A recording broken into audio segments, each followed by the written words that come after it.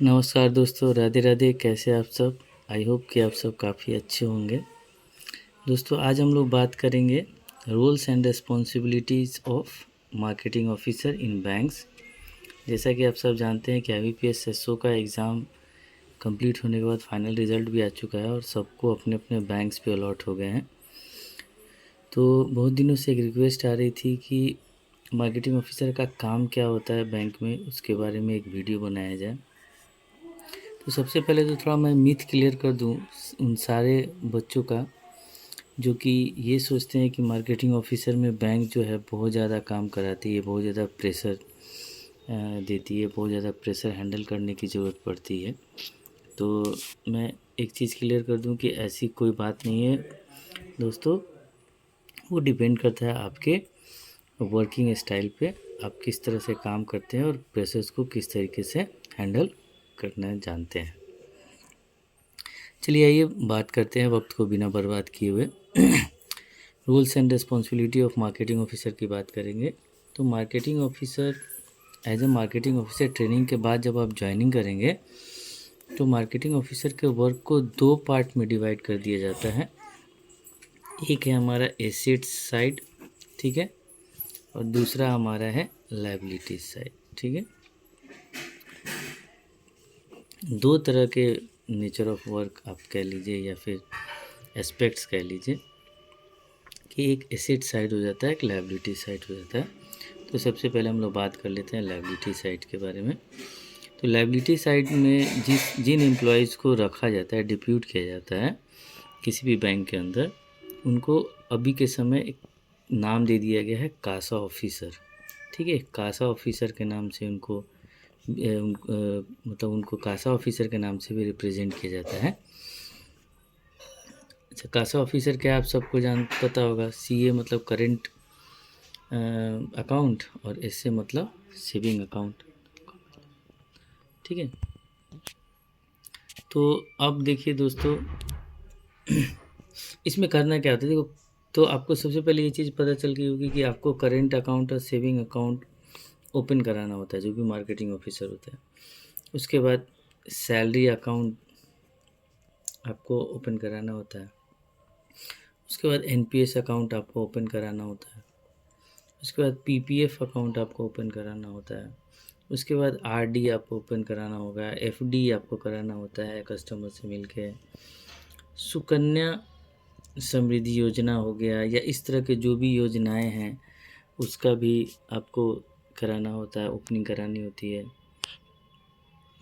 फिर अगर मैं बात करूँ तो जैसे क्रेडिट कार्ड ओपनिंग हो गया, क्रेडिट कार्ड आपको ओपन कराना होगा।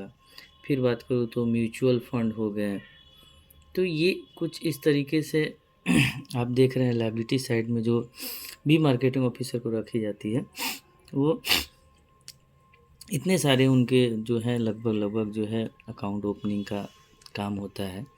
यही कर लीजिए कि वर्क प्रेशर रहता है कि इन सब सारी चीज़ों को आपको मतलब ओपन कराना है। और एक चीज़ मैं बोल दूँ, चूँकि आप मार्केटिंग ऑफिसर हैं तो टारगेट तो आपको रहेगा ही रहेगा।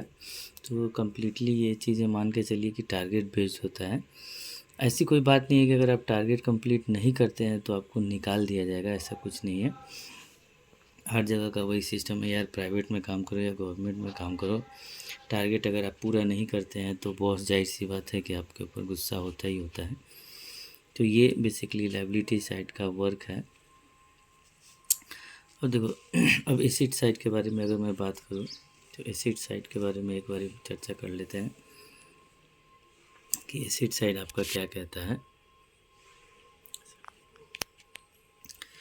देखिए, एसिड साइड में सबसे पहले देखो, इसमें भी टारगेट है भाई। ये लगभग 50 लाख से लेके 1 करोड़ का टारगेट आपको पर मंथ देखने को मिल सकता है, ठीक है। इनका कम्प्लीटली वर्क जो होता है वो रिटेलिंग के अकॉर्डिंग होता है। आपने एक टर्म सुना होगा RPL। RPL का मतलब होता है retail loan point, retail loan point, ठीक है। इस रिटेल पॉइंट के अंदर में लगभग 40 से 50 बैंक इसके अंदर हो सकते हैं। और अगर मैं बात करूं तो उसके अंदर जो है 40 से 50 बैंक्स होते हैं और एक एम्प्लॉय के अंदर मैं बात करूँ या एक मार्केटिंग ऑफिसर की बात करूँ तो इसके अंदर 4 से 5 जो होते हैं बैंक्स अलॉट कर दिए जाते हैं। ठीक है, आपको ब्रांच विजिट कर कर के आपको क्या करना होता है, अपने टारगेट्स को पूरा करना होता है। अब एक चीज़ समझ लिए दोस्तों कि अगर आप कोऑपरेटिव हैं, सही हैं, तो जाहिर सी बात है बैंक, जिस बैंक में आप जाएंगे तो उनके मैनेजर भी आपको कोऑपरेट करेंगे और आपके टारगेट को फुलफ़िल करने में मदद करते हैं। इसमें बेसिकली 3 मोस्ट इम्पॉर्टेंट, अगर मैं बोलूँ मोस्ट इम्पॉर्टेंट, सबसे ज़्यादा जो इम्पोर्टेंट है वो है होम लोन, ठीक है, व्हीकल लोन और एजुकेशन लोन। ठीक है, एजुकेशन लोन, ये 3 फैक्टर्स पे या कह लो 3 लोन एक्टिविटीज़ पे जो है आपको मेजरली वर्क करना रहता है और इसी 3 लोन को आपको क्या करना रहता है, कराने होते हैं बैंक्स के अंदर एज ए मार्केटिंग ऑफिसर। ठीक है, इसमें कुछ जैसे पर्सनल लोन भी इंक्लूड है, पर्सनल लोन भी कराना होता है, गोल्ड लोन हो गया और कंज्यूमर लोन हो गया। ठीक है, कंज्यूमर लोन हो गया। तो इस गोल्ड लोन और कंज्यूमर लोन जो होता है, जो जनरल बैंकिंग का जो सिस्टम है, वो जनरल बैंकिंग के सिस्टम से ही जो बैंकिंग स्टाफ होते हैं वो खुद कंप्लीट कर लेते हैं, तो इधर आपको जाने की ज़रूरत नहीं पड़ती है। बेसिकली ये 3 मेजर हैं, home loan 1 number, 2 number vehicle loan और 3 नंबर एजुकेशन लोन। तो ये बेसिकली क्या होता है, इस पे आपको वर्क करना होता है। अच्छा, ये डिपेंड करता है ब्रांच के भी अकॉर्डिंग, ब्रांच जो है आपको किस तरह का मिल रहा है, कोऑपरेटिव मिल रहा है नहीं मिल रहा है। अगर आपको ब्रांच कोऑपरेटिव मिल जाएगा तो आप आसानी से काम कर लेंगे। इट मीन्स कि आपकी जो म्यूचुअल अंडरस्टैंडिंग है वो बैंक एम्प्लॉयज़ या कह लो कि बैंक के मैनेजर जो ब्रांच में बैठे हैं, बैंक के जो मैनेजर हैं उनके साथ आपका अच्छा होना चाहिए। यहाँ पे एक और अपॉर्चुनिटीज़ आपको मिल सकती है, एडवर्टीज़मेंट जो होते हैं बैंक्स के, तो एडवर्टीज़मेंट हैंडल करना पड़ सकता है। ठीक है, उनका वो काम कंप्लीट करना पड़ सकता है, एडवर्टीज़मेंट वगैरह का। तो ये चीज़ें आपको करनी होती है बेसिकली मार्केटिंग ऑफिसर के रोल्स एंड रिस्पॉन्सिबिलिटी की बात करूँ तो। और हाँ, मैं एक बार फिर बोलूँगा कि ये सब काम जो है आप जैसे ही उस बैंक के अंदर जाएंगे काम करने के लिए ट्रेनिंग के बाद, तो ऑटोमेटिकली धीरे धीरे लर्निंग स्टेज पे होंगे तो ये सारी चीज़ें कंप्लीट हो जाएगी आपसे। ये बहुत सारे मिथ है कि पहले ही लोग घबरा जाते हैं देख के कि ये करना होगा वो करना होगा। आपने मार्केटिंग स्पेशलाइजेशन लिया है, इसका मतलब आपको सेल्स के काम करने ही करने पड़ते होंगे अगर आप प्राइवेट में भी हैं तो। यहाँ पे चीज़ें आपको थोड़ा काफ़ी ईजीएस्ट वे में आपकी चीज़ें कंप्लीट हो जाएगी। और इस बार की बात करूँ तो आपको पीएनबी बैंक्स जो है मैक्सिमम बच्चों को अलॉट हुआ है। PNB is a brand in the market, है ना, इन दी बैंकिंग सेक्टर। तो आपको बहुत ज़्यादा परेशान होने की ज़रूरत नहीं पड़ेगी, ऑटोमेटिकली जो है कस्टमर से ये सब चीज़ें, लोन एक्टिविटीज़ हो या सैलरी एनपीएस कुछ भी हो, लायबिलिटी साइड्स का हो या एसेट साइड्स का, आसानी से वो चीज़ें आपकी टारगेट कवर अप हो जाएगी।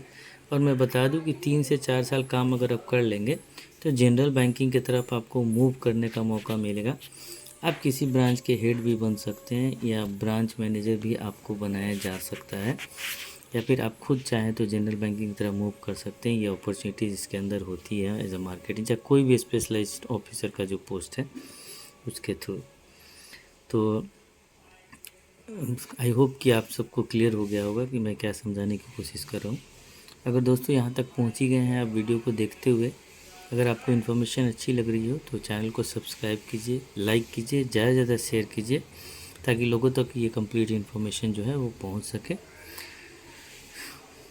धन्यवाद, thank you for this watching this video, thank you so much.